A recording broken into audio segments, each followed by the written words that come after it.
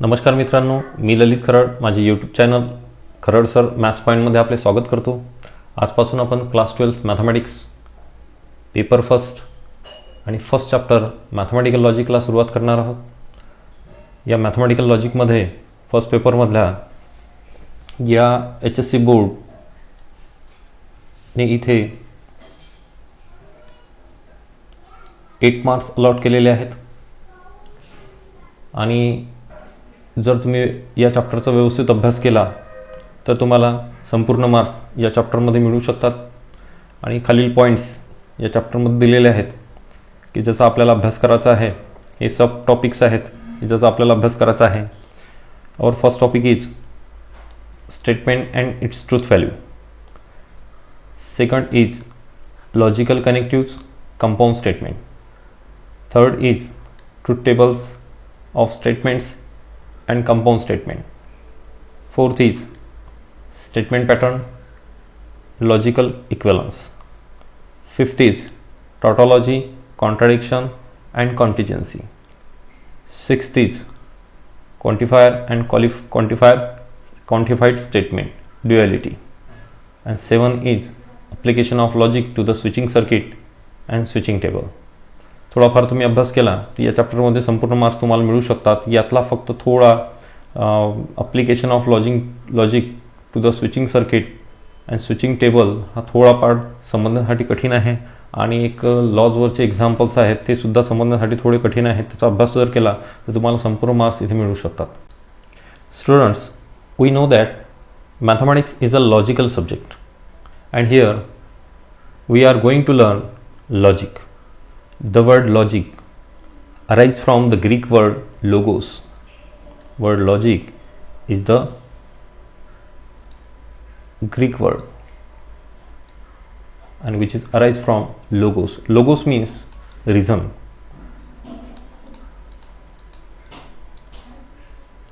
Therefore, logic deals with the method of reasoning. Logic deals with the method of reasoning. Logic was first developed by the great philosopher and thinker Aristotle. Logic कोणी develop केलं? लॉजिकवर पहिल्यांदा काम कोणी केलं तर Aristotle.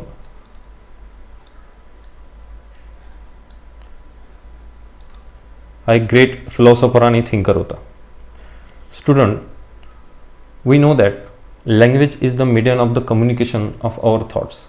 आपल्याला आपले विचार जर दुसऱ्याला समजून सांगत असेल तर आपण लँग्वेजचा यूज करतो.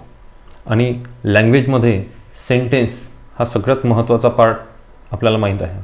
म्हणून आपण इथे सेंटेन्सवर डिस्कस करणार आहोत. सेंटेन्स कोणकोणते असतात. इंग्लिशमध्ये आपण पाहिलेलंच आहे की सेंटेन्स कोणकोणत्या प्रकारचे असतात. So there are some sentence we are going to discuss here. Sentences. Our first sentence is assertive sentence. A sentence that makes an assertion. A sentence that makes an assertion is called a assertive sentence or declarative sentence or declarative sentence. आता असे वाक्य की ज्या वाक्याबद्दल आपल्याला असं ठामपणे सांगता येते एखादी गोष्ट, ठामपणे सांगण्यासाठी जे सेंटेन्सेस यूज केल्या जातात असे सेंटेन्स म्हणजेच assertive sentence. Next sentence is imperative sentence. A sentence that expresses a request or a command is called as a imperative sentence. A sentence that expresses a request और command.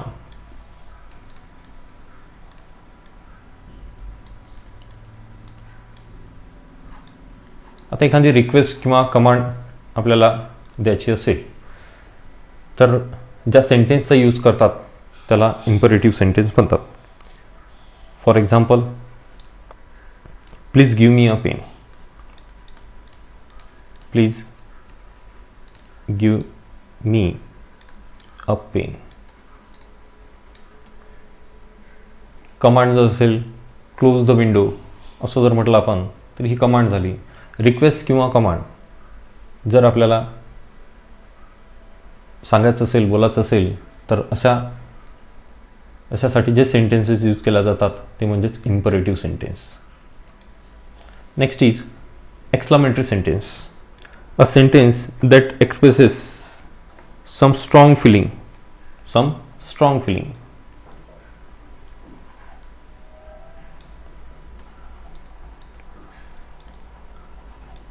Strong feeling असेल, अशी भावना जर express करायची असेल आणि ज्या सेंटेन्सचा use करतो आपण भावना एक्सप्रेस करण्यासाठी, तर अशा सेंटेन्सला आपण एक्सक्लामेटरी सेंटेन्स म्हणतो, उद्गारवाचक सेंटेन्स म्हणतो.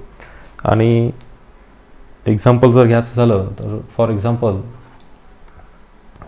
How large the ship is and exclamation mark. म्हणजे भावना एक्सप्रेस करण्यासाठी जे सेंटेन्स यूज केलं जातं त्याला काय म्हणतात, एक्सक्लामेटरी सेंटेन्स म्हणतात. इंट्रोगेटिव्ह सेंटेन्स म्हणजे प्रश्नार्थक वाक्य, हे सर्वांनाच माहीत आहे आता, की a sentence that ask some question is called as a interrogative sentence.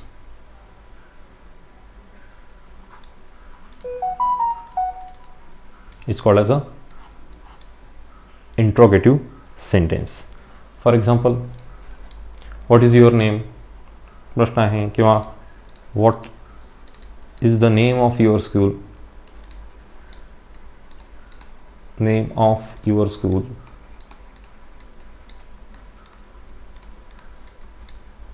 And प्रश्नार्थक चिन्ह. तर अशासारखे सेंटेन्स जे प्रश्न विचारण्यासाठी यूज केला जातात त्याला इंट्रोगेटिव्ह सेंटेन्स म्हणतात.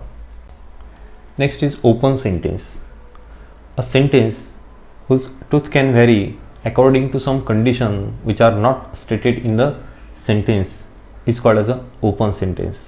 की असं सेंटेन्स की ज्याची ट्रूथ व्हॅल्यू ही कंडिशननुसार बदलत राहते, अशा सेंटेन्सला आपण ओपन सेंटेन्स असं म्हणतो. किंवा a statement which is incomplete,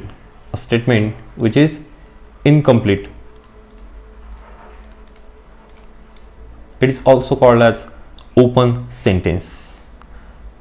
For example, the example म्हणून आपण समजून घेऊ. It is blue in color.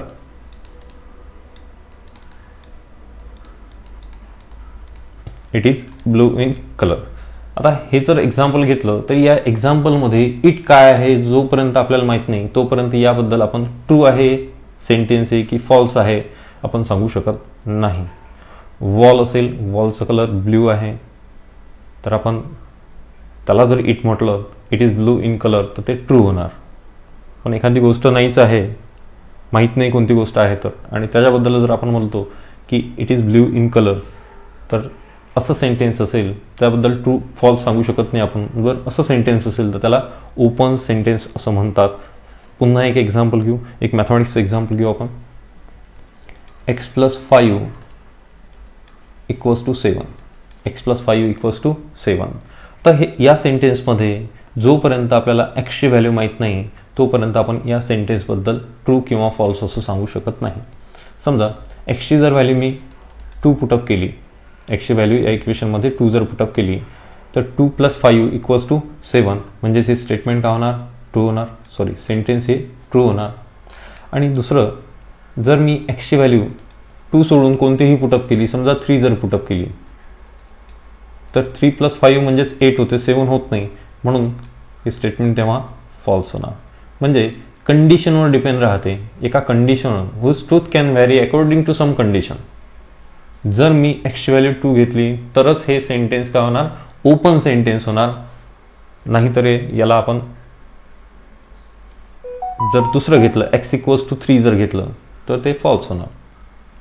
ठीक आहे, x = 2 जर घेतलं तर ट्रू होते, कंडिशन आहे ती, x = 2च हवा इथे, तेव्हाच ते काय होणार आहे, ट्रू स्टेटमेंट होईल. म्हणजे या सेंटेन्सची ट्रूथ व्हॅल्यू ही कशावर डिपेंड आहे, एक्सच्या व्हॅल्यूवर.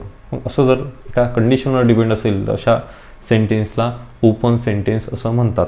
जनरली या सेंटेन्समध्ये हे सेंटेन्स सुरुवात, या सेंटेन्सची सुरुवात ही, शी, इट किंवा क्वालिटेटिव्ह वर्ड्सपासून होते. एखाद्या क्वालिटेटिव्ह वर्ड्सपासून त्याची सुरुवात होऊन जाते. तर अशा प्रकारचे सर्व सेंटेन्स हे ओपन सेंटेन्स असतात. Our first and important topic is statement. आतापर्यंत जेवढे काही सेंटेन्सेस पाहिले आहेत आपण, हे जोपर्यंत तुम्हाला समजून घेत नाही तुम्ही तोपर्यंत तुम्हाला स्टेटमेंट समजणार नाही. हे थोडं बेसिक आहे, ते आपण थोडं एक्सप्लेन करून सांगितलं की assertive sentence, imperative sentence, exclamatory sentence, interrogative sentence and open sentence. याचं थोडाफार वाचून टाकायचं, थोडं लक्षात ठेवायचं नेमकं हे सेंटेन्सेस कशा प्रकारचे असतात, तेव्हाच तुम्हाला स्टेटमेंट इझिली समजून जाते. आता विद्यार्थ्यांनो, स्टेटमेंट म्हणजे काय, तर statement is a declarative sentence. Statement is a declarative sentence. सगळ्यात महत्त्वाचं डिक्लेरेटिव्ह सेंटेन्स. डिक्लेरेटिव्ह म्हणजे फर्स्ट सेंटेन्स. आपण जे फर्स्ट सेंटेन्स पाहिला असर्टिव्ह सेंटेन्स, ते म्हणजे डिक्लेरेटिव्ह सेंटेन्स. कोणतंही सेंटेन्स हे स्टेटमेंट होण्यासाठी ते आधी डिक्लेरेटिव्ह सेंटेन्स हवा, which is either true or false but not both simultaneously. एखादं सेंटेन्स याबद्दल आपण ठामपणे ट्रू किंवा फॉल्स असं सांगू शकतो. एखाद्या सेंटेन्सबद्दल ट्रू किंवा फॉल्स असं सांगू शकतो. असेच सेंटेन्सेस हे स्टेटमेंट्स असतात. आणि statements are denoted by small letter PQR ने आपण त्यांना डिनोट करतो. आपण एक्झाम्पलवरून समजून घेऊ. फॉर एक्झाम्पल,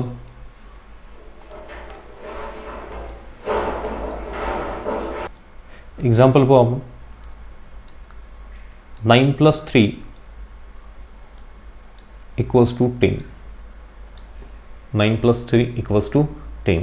9 + 3 हे 10 होत नाही, त्यामुळं हे स्टेटमेंट फॉल्स आहे. या सेंटेन्सबद्दल आपण फॉल्स असं ठामपणे सांगू शकतो. म्हणजे हे डिक्लेरेटिव्ह सेंटेन्स आहे, आणि डिक्लेरेटिव्ह सेंटेन्स असेल तर आपण याला स्टेटमेंट असं म्हणू शकतो. फॉर एक्झाम्पल, पुन्हा एक एक्झाम्पल घेऊ आपण. Mumbai is the capital of Maharashtra. सर्वांना माहीत आहे मुंबई हे महाराष्ट्राची राजधानी आहे. म्हणून या सेंटेन्सबद्दल आपण ठामपणे सांगता येते की हे स्टेटमेंट कसं आहे, सेंटेन्स कसं आहे, ट्रू आहे. मग जिथे ठामपणे सांगता येत असेल तर असं सेंटेन्स म्हणजेच काय असते, स्टेटमेंट असते. पुन्हा आपण काही एक्झाम्पल्स पाहणार आहोत. आता क्लोज द डोर. आता क्लोज द डोर म्हटल्याबद्दल याबद्दल आपण सांगता येत नाही की ट्रू आहे किंवा मग फॉल्स आहे. किंवा आपण आधी जे सेंटेन्सेस पाहिले होते, क्लोज द डोर म्हणजे काय आहे, कमांड आहे. हे म्हणजेच हे कोणतं सेंटेन्स आहे, हे इम्परेटिव्ह सेंटेन्स आहे. इम्परेटिव्ह सेंटेन्स हे कधीच स्टेटमेंट नसते. पुन्हा एखादा एक्झाम्पल बघू आपण. How old are you.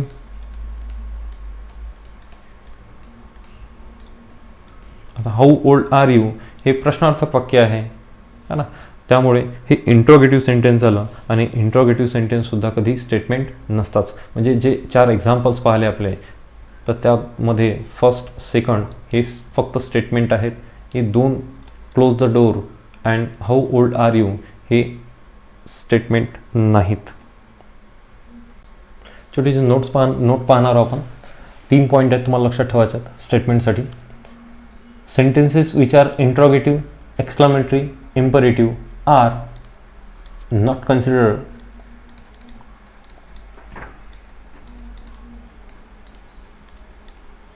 as a statement.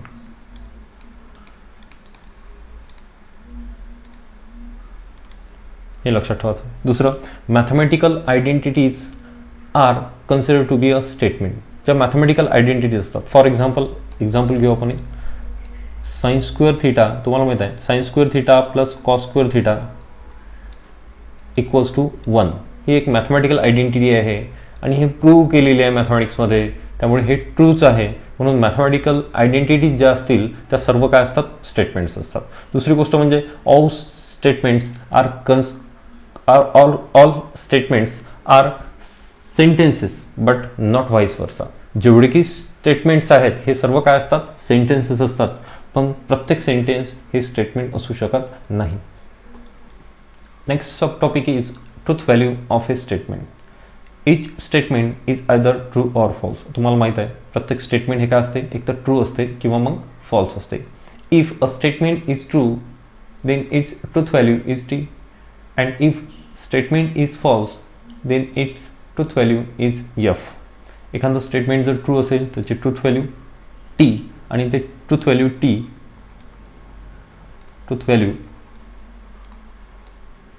Denote कशी करतात, तर या पद्धतीनं ते ट्रूथ व्हॅल्यू डिनोट केल्या जाते.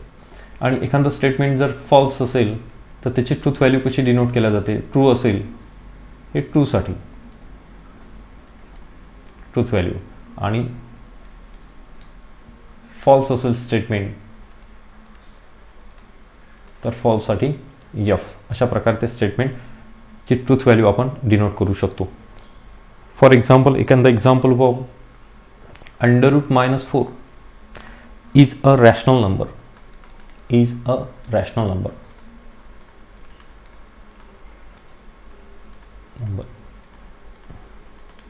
आता हे स्टेटमेंट आहे. √-4 हे रॅशनल नंबर आहे का? नाही. √-4 हा एक कॉम्प्लेक्स नंबर आहे. कशा प्रकारे? म्हणून याला एक्सप्लेन करून सांगतो मी तुम्हाला. √-4 आपण कसं लिहू शकतो? √-1 इंटू √4. जो 11चा कॉम्प्लेक्स नंबर चॅप्टर आहे त्या चॅप्टरमधला पार्ट आहे हा. तर हा कॉम्प्लेक्स नंबर आहे. तर याला आपण कसं लिहू शकतो? या √4ला मी 2 लिहू शकतो आणि √-1 याला मी आय लिहू शकतो. कारण तिथे I² तुम्हाला आठवत असेल तर I² -1 अशी I² व्हॅल्यू दिलेली आहे. म्हणजे हा एक इमॅजिनरी नंबर मिळाला आपल्याला. आणि हा नंबर आपण 0+2i म्हणजे 0+ib फॉर्मॅटमध्ये असं लिहू शकतो. म्हणजे a+ib फॉर्मॅटमध्ये याला लिहिता येतो. आणि a+ib फॉर्मॅटमध्ये जो नंबर असतो त्याला काय म्हणतात? Complex number. म्हणून दिलेला नंबर हा रॅशनल नंबर आहे, हे फॉल्स आहे. हे काय आहे? फॉल्स आहे. म्हणून याची ट्रूथ व्हॅल्यू काय राहणार? एफ. याची ट्रूथ व्हॅल्यू एफ राहणार आहे. पुन्हा एक एक्झाम्पल घेऊ आपण. For example, every rhombus is a parallelogram. Every rhombus is a parallelogram.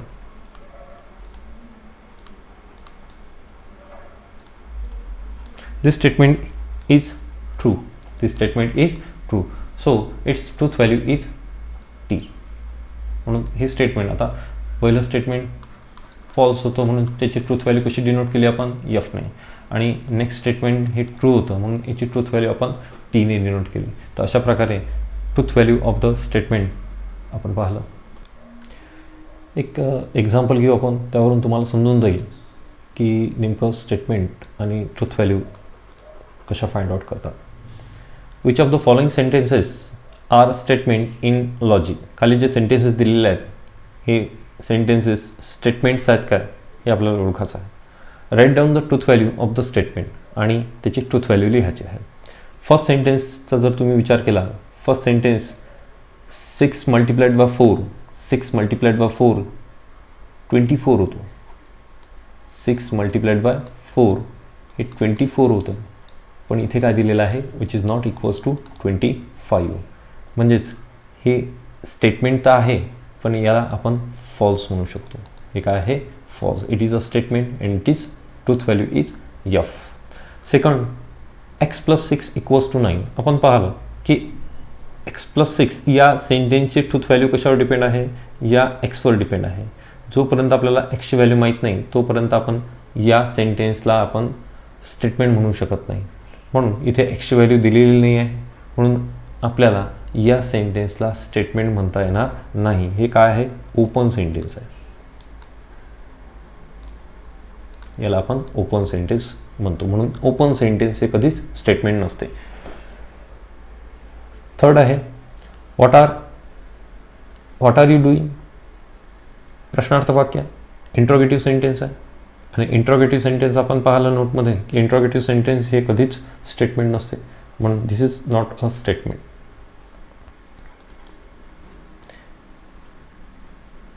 Next, the quadratic equation x² - 5x + 6 = 2 has 2 real roots. आपल्याला माहिती आहे क्वाड्रॅटिक इक्वेशनला 2च रूट्स असतात.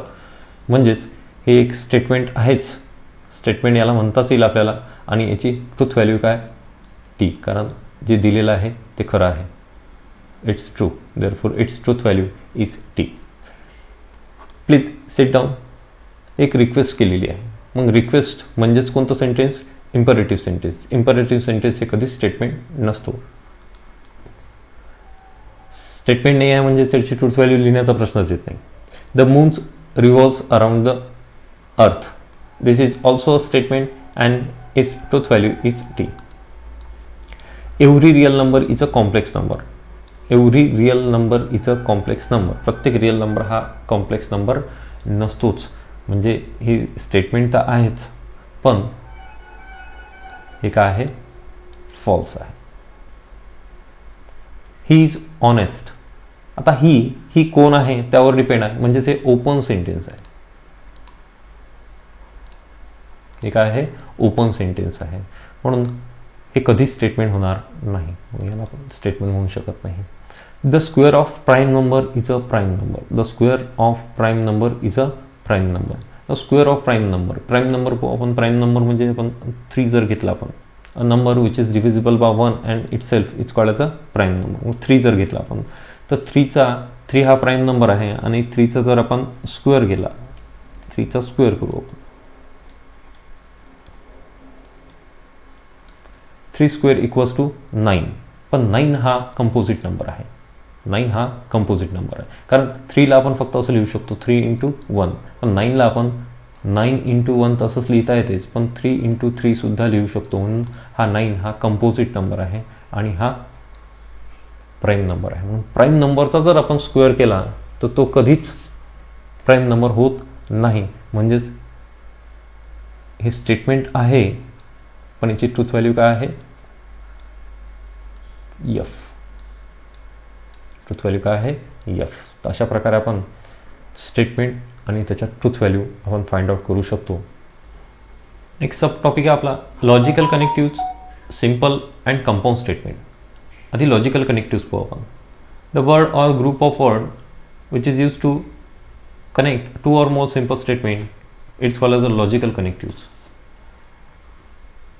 आणि असे वर्ड्स कोणते आहेत किंवा ग्रुप ऑफ वर्ड्स कोणते आहेत? तर and, or, if then, if and only if आणि नॉट, हे सर्व वर्ड्स आहेत. हे यूज करतो आपण 2 सिम्पल स्टेटमेंट जॉईन करण्यासाठी. म्हणून अशा वर्ड्सला आपण लॉजिकल कनेक्टिव्ज असं म्हणतो. पुढे 5 आपल्याला simple and compound statement. Simple statement कसं की a statement which can not be split into further into 2 or more statement is called as a simple statement. जे स्टेटमेंट आपण 2 सिम्पल स्टेटमेंटमध्ये आपण किंवा 2 स्टेटमेंटमध्ये आपण वेगवेगळं करू शकत नाही, अशासारखे स्टेटमेंट्स, जे सगळे स्टेटमेंट काय असतात? Simple statement. आणि कंपाऊंड स्टेटमेंट काय? तर if a statement is the combination of 2 or more simple statement then it is called as a compound statement. For example, या एक्झाम्पलवरून तुम्हाला समजून जाईल. For example, 3 is a prime and 4 is an even number. आता इथे 2 simple statement आहे आणि दोन्ही सिम्पल स्टेटमेंट हे कसे डिनोट केलेले आहेत? अँडने जॉईन केलेलं आहे. ठीक आहे. हे 3 इज अ प्राईम आणि 4 इज अ इव्हन नंबर. हे 2 सिम्पल स्टेटमेंट आहे. हे दोन्ही काय आहेत? Simple statement. आणि हे दोन्ही सिम्पल स्टेटमेंट एका वर्डने जॉईन केलेले आहेत आणि तो वर्ड म्हणजेच काय? अँड. अँड म्हणजेच आधीच पाहिलं आपण लॉजिकल कनेक्टिव्ज. मग या लॉजिकल कनेक्टिव्जने हे 2 सिम्पल स्टेटमेंट जॉईन केलेले आहेत.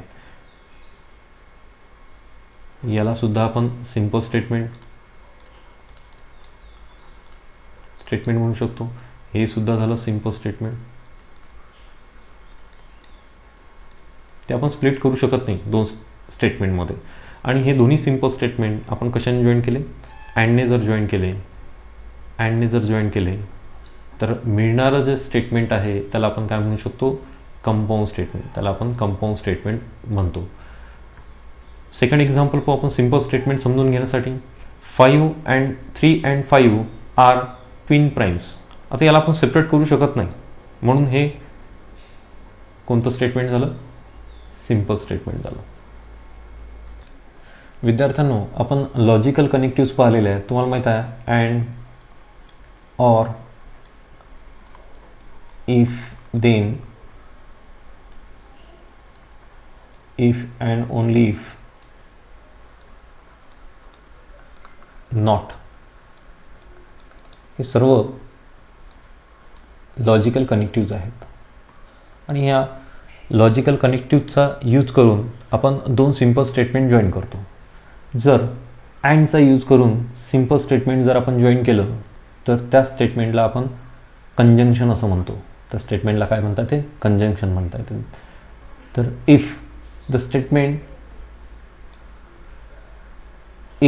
Statements are combined using connectives and, then it is called conjunction. हे सगळ्यात महत्त्वाचं आहे. जर आपण अँडचा यूज करून दोन सिंपल स्टेटमेंट कनेक्ट केले तर आपण त्या स्टेटमेंटला कंजंक्शन, त्या कंपाऊंड स्टेटमेंटला आपण कंजंक्शन असं म्हणू शकतो.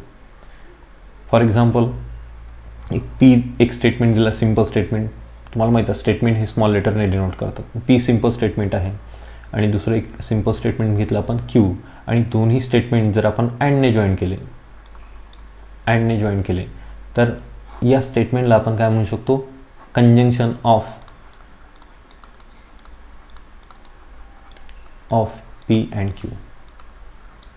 हे दोन स्टेटमेंटचं काय आहे, कंजंक्शन आहे. आणि याला मग डिनोट कसं करतात, तर याचा सिम्बॉल तुम्हाला लक्षात ठेवायचा. कंजंक्शनचा सिम्बॉल आहे पी अँड क्यू.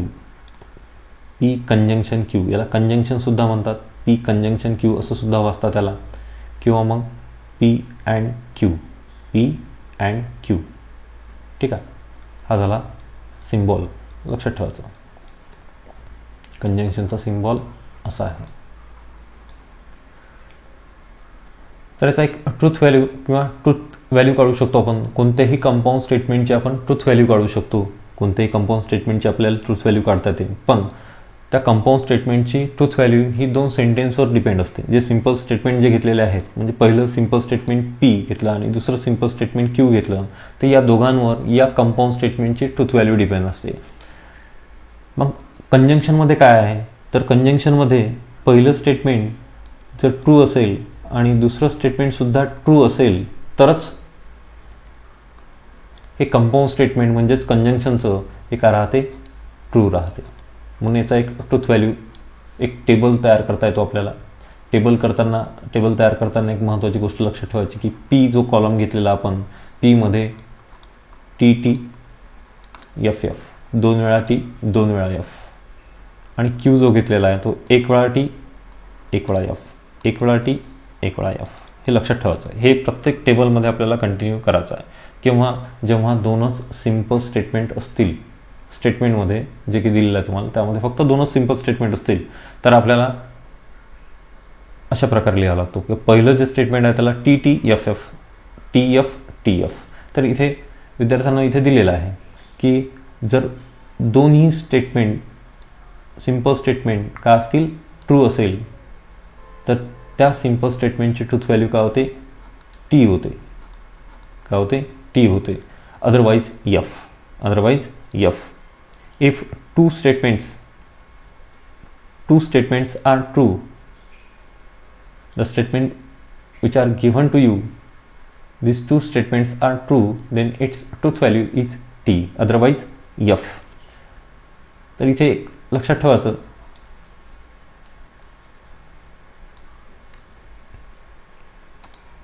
की टी असेल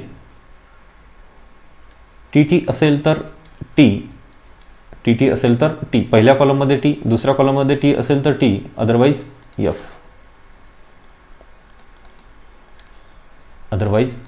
हे लक्षात ठेवायचं तुम्हाला. पहिल्या कॉलममध्ये टी, दुसऱ्या कॉलममध्ये टी असेल तरच टी. दोन्ही स्टेटमेंट सिंपल स्टेटमेंट जर ट्रू असतील तरच ट्रू, अदरवाइज फॉल्स. हे कंजंक्शनसाठी तुम्हाला फिक्स डोक्यात फिट करून ठेवायचं. मग कंजंक्शनसाठी काही गोष्टी तुम्हाला लक्षात ठेवायच्या आहेत. तर पहिलं काय, तर अँडचा यूज करून जे कंपाऊंड स्टेटमेंट बनते त्याला काय म्हणतात, कंजंक्शन. त्याचा सिम्बॉल कसा असतो, असा सिम्बॉल असतो कंजंक्शनचा. ठीक आहे. आणि ट्रूथ व्हॅल्यू काय म्हणते त्याची, तर टी असेल तर टी, अदरवाइज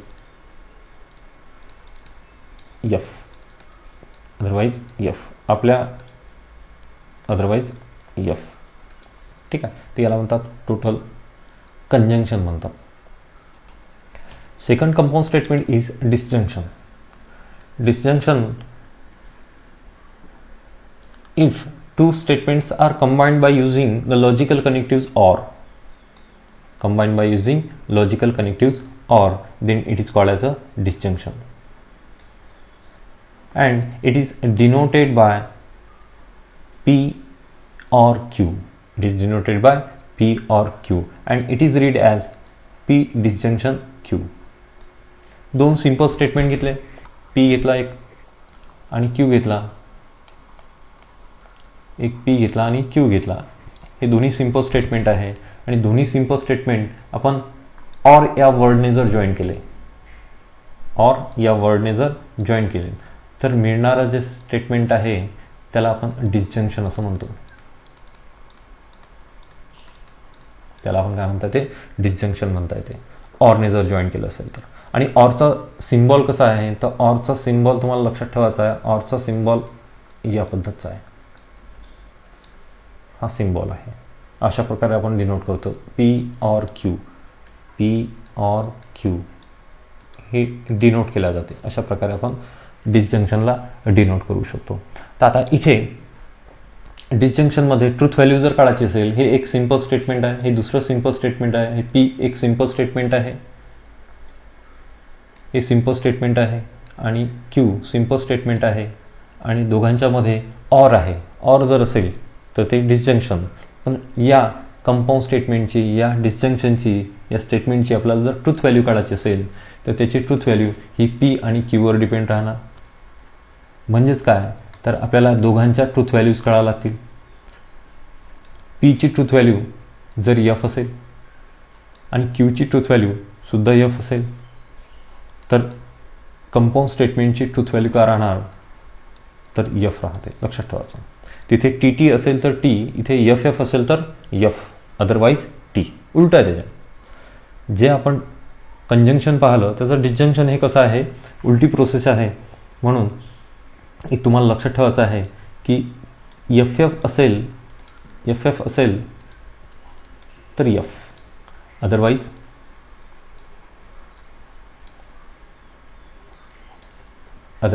T. पहा इथे पहा, हे तुम्हाला या टेबलवरून समजून जाईल. हा टेबल आहे, ट्रूथ टेबल आहे. आधी सांगितलं आपण P मध्ये TT, TT, FF, TF, TF, TF, TF आपण असं लिहिलं जाते. ठीक आहे. तर P आणि Q हे तर कॉमन आहे प्रत्येक टेबलमध्ये. फक्त आता P और Q जर असेल तर आपण सांगितलं की दोन्ही जर फॉल्स असतील तर फॉल्स. दोन्ही जर फॉल्स असतील स्टेटमेंट, P आणि Q दोन्ही सिंपल स्टेटमेंट का असतील, फॉल्स असतील तरच फॉल्स होणार आहे, अदरवाईज ट्रू होणार. म्हणजे ट्रूथ टेबल अशा प्रकारचा राहणार आहे. नेक्स्ट स्टेटमेंट आहे कंडिशनल किंवा त्याला इम्प्लिकेशन असं सुद्धा म्हणतात. If two statements are combined by using the connectives if then. If then हा वर्ड जर, हा लॉजिकल कनेक्टिव्ज आहे, हा वर्ड जर आपण यूज केला, हे ग्रुप ऑफ वर्ड जर यूज केला आपण कशासाठी, दोन सिंपल स्टेटमेंट जॉईन करण्यासाठी, तर अशा सिंपल स्टेटमेंटला काय म्हणतात, अशा स्टेटमेंटला काय म्हणतात, कंडिशनल म्हणतात. अशा स्टेटमेंटला कंडिशनल ऑर इम्प्लिकेशन असं सुद्धा म्हटलं जाते. जर समजा P आणि Q दोन सिंपल स्टेटमेंट आहेत, P आणि Q हे दोन सिंपल स्टेटमेंट आहे आणि हे दोन सिंपल स्टेटमेंट जर आपण इफ देनने, असं इफ आणि देन अशा ग्रुप ऑफ वर्ड्सने जर आपण जॉईन केले तर याला आपण कंडिशनल स्टेटमेंट म्हणू शकतो. याला कंडिशनल स्टेटमेंट आपल्याला म्हणता येते. आणि आता याला डिनोट कसं करतात, ते याचा सिम्बॉल तुम्हाला लक्षात ठेवायचा आहे. याचा सिम्बॉल अशा प्रकारचा, single headed arrow. Single headed arrow हा लक्षात ठेवायचा तुम्हाला कंडिशनलसाठी. तर कंडिशनलसाठी सिंगल हेडेड ॲरो म्हणजेच P conditional Q, P conditional Q. हे अशा प्रकारे आपण या या स्टेटमेंटला, कंडिशनल स्टेटमेंटला आपण डिनोट करू शकतो. मग या स्टेटमेंटची ट्रूथ व्हॅल्यू हे दोन्ही सेंटेन्सवर डिपेंड राहणार. पहिलं स्टेटमेंट P, दुसरं स्टेटमेंट Q, या दोघांवरही या स्टेटमेंटची ट्रूथ व्हॅल्यू डिपेंड राहणार आहे. मग ट्रूथ व्हॅल्यूसाठी आपल्याला दोघांना विचारात घ्यावं लागेल. मग समजा जर आता कंडिशनलमध्ये काय असते पहा, जर पहिलं स्टेटमेंट ट्रू असेल आणि दुसरं स्टेटमेंट फॉल्स असेल तर फॉल्स म्हणजे टी एफ असेल तर एफ कंडिशनल आहे. पहिल्या कॉलममध्ये टी हवा, दुसऱ्या कॉलममध्ये एफ तर एफ, अदरवाईज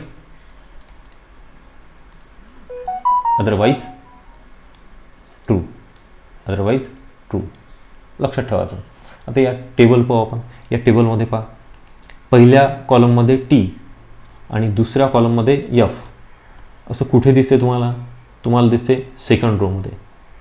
हा सेकंड रो जो आहे इथे टी एफ असेल तर एफ अदरवाईज टी एफ असेल तर एफ अदरवाईज टी. याला सिंपलमध्ये आपण कसं म्हणू शकतो, टी एफ असेल तर एफ अदरवाईज टी एफ असेल तर एफ अदरवाईज टी एफ असेल तर एफ अदरवाईज टी. तर एवढं जरी लक्षात ठेवलं तुम्ही कंडिशनलसाठी तरी सफिशियंट आहे. कंडिशनल स्टेटमेंट काय असते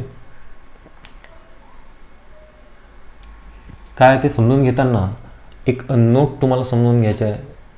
काही वर्ड्स आहेत, आपण ग्रुप ऑफ वर्ड्स तिथे इफ आणि देनच पाहिला, पण इफ देन सोडूनही काही वर्ड्स आहेत की त्यावर तुम्हाला फोकस करायचा आहे की तुम्हाला कंडिशनल स्टेटमेंट हे समजलं पाहिजे यासाठी. तर इफ इथे सफिशियंट असा शब्द जरी असेल तरी तो इफ देनचंच काम करतो, म्हणजे कंडिशनलच आहे. नेसेसरी असेल तरीच, इम्प्लाइज असेल तरीच, आणि क्यू फॉलोज पी असं असेल, आणि असं जरी असेल पी ओनली इफ क्यू जरी असेल तरी हे सर्व स्टेटमेंट काय झाले कंडिशनलच आहेत. लक्षात ठेवायचं कंडिशनलचा इथे सिंगल हेडेड ॲरोच आपल्याला यूज करायचा आहे कंडिशनलमध्ये. आता जेवढे आपले लॉजिकल कनेक्टिव्ह होते तेवढे आपले स्टेटमेंट्स असे तयार होतील. पहिलं स्टेटमेंट अँड होतं, अँडपासून आपण conjunction, or, disjunction, if then, conditional, आणि आता बाय कंडिशनल किंवा मग डबल इम्प्लिकेशन. ठीक आहे. ते इथे डबल हेडेड ॲरो इथे काय यूज करावं लागेल आपल्याला, डबल हेडेड ॲरो आपल्याला यूज करावा लागेल. याचा सिम्बॉल अशा प्रकारचा राहणार डबल हेडेड ॲरो. आणि इथे if two statements are combined by using the logical connectives if and only if. Logical connectives if and only if. हा ग्रुप ऑफ वर्ड जर आपण यूज केला then it is called as a biconditional or double implication. आणि याला denote करतात, आपण symbol तर पाहिलेलाच आहे. याला डिनोट अशा प्रकारे it is denoted by P biconditional Q, P bi, आणि वाचतात कसं ते पी बाय कंडिशनल क्यू. इथे सुद्धा तसंच आहे. जर समजा आपण दोन सिम्पल स्टेटमेंट घेतले, एक घेतलं पी आणि एक घेतलं क्यू, एक घेतलं पी आणि एक घेतलं क्यू, आणि दोघांमध्ये आपण इफ अँड ओनली इफ हा ग्रुप ऑफ वर्ड आहे. If and only if Q, तर हा ग्रुप ऑफ वर्ड इथे आपण यूज केलेला आहे. लॉजिकल कनेक्टिव्ह हा पी आणि क्यूमध्ये जर यूज केला तर याला बाय कंडिशनल असं स्टेटमेंट म्हणतात. आणि याला डिनोट कसं केलं जाते तर P biconditional Q, double headed arrow जर घेतला आपण तर याला आपण डिनोट करू शकतो. आता याची ट्रूथ व्हॅल्यू, या बाय कंडिशनल स्टेटमेंटची ट्रूथ व्हॅल्यू ही पी आणि क्यू दोघांवर डिपेंड राहते. या दोघांवर डिपेंड राहते. समजा बाय कंडिशनलमध्ये आता इथे थोडं वेगळं आहे. इथे जर पी हा टी असेल आणि क्यू हा टी असेल तर टी, तुम्हाला लक्षात ठेवायचा आहे. पी हा टी असेल, क्यू हा टी असेल तर टी, म्हणजे पहिलं स्टेटमेंट टी, दुसरं स्टेटमेंट ट्रू असेल, पहिलं स्टेटमेंट ट्रू असेल तर ट्रू, आणि जर पहिलं स्टेटमेंट फॉल्स असेल, दुसरं स्टेटमेंट फॉल्स असेल तरीही ट्रूच. इथे एक लक्षात ठेवायचं की हे सेम आहेत नाही. इथे टी असेल तर टी, एफ असेल तरी टी सेम आहेत. पहिल्या कॉलममध्ये सेकंड कॉलममध्ये सेम असेल, टी असो किंवा फॉल्स असो तरी टीच होणार आहे. आणि जर डिफरंट असेल म्हणजे टी एफ असेल किंवा एफ टी असेल, एफ टी असेल तर इथे दोघांमध्ये टीच होते. सेम असेल तर टी आणि डिफरंट असेल तर एफ. सेम असेल तर टी, डिफरंट असेल तर एफ. तर हा ट्रूथ टेबल आहे इथे. या ट्रूथ टेबलमध्ये पाहून घ्या तुम्ही, या ट्रूथ टेबलमध्ये सेम आहेत म्हणून टी, सेम आहेत म्हणून टी. एफ एफ आहे, सेम आहे दोघांमध्ये तर टी. आणि टी एफ किंवा एफ टी असेल तर एफ. सेम असेल तर टी, डिफरंट असेल तर एफ. असा एक वर्ड तुम्हाला लक्षात ठेवायचं. सेम असेल तर टी, डिफरंट असेल तर एफ. हे कशासाठी? बाय कंडिशनलसाठी. एक लास्ट वर्ड राहिलेला आहे नॉट. एक वर्ड कोणता राहिला आपला? नॉट राहिलेला, नॉट. आणि जिथे नॉट यूज केला जातो ते निगेटिव्ह सेंटेन्स. ते काय आहे? Negative statement. Negation of the statement. प्रत्येक स्टेटमेंटचं आपल्याला निगेशन करता येते. समजा पी एक स्टेटमेंट आहे आणि याचं जर आपल्याला निगेशन करायचं असेल तर फक्त त्या स्टेटमेंटमध्ये नॉट लावा, तर त्या स्टेटमेंटचं काय होऊन जाते? निगेशन होऊन जाते. त्या स्टेटमेंटचं निगेशन होऊन जाते. समजा एक क्यू स्टेटमेंट आहे आणि त्या स्टेटमेंटमध्ये नॉट आहे, तर नॉट काढून टाका. हे सुद्धा त्या स्टेटमेंटचं काय होणार आहे? निगेशनच होणार आहे. आणि याचा ट्रूथ टेबल कसा आहे? टी असेल तर एफ होते आणि एफ असेल तर टी होते. फॉर एक एक्झाम्पल पाहू आपण. निगेशन जर करायचं, 5 इज नॅचरल नंबर. हे एक एक्झाम्पल पाहिलं. आणि या स्टेटमेंटचं निगेशन जर करायचं असेल तर 5 is not natural number. 5 is not natural number. तर अशा प्रकारे आपण निगेशन करू शकतो. नॉट असेल तर नॉट काढता येतो, नॉट नसेल नॉट टाकता येतो. तर 5 is a natural number, 5 is a natural number. तर याची ट्रूथ व्हॅल्यू टी आहे, याची ट्रूथ व्हॅल्यू टी आहे. तर आपल्याला टी असेल तर एफ करायचं, एफ असेल तर टी करायचं. त्याला कोणतं स्टेटमेंट म्हणतात? निगेशन ऑफ द स्टेटमेंट म्हणतात. आजपासून आपण जो मॅथमॅटिकल लॉजिक चॅप्टर सुरू केलेला आहे हे सर्व त्याचं बेसिक आहे.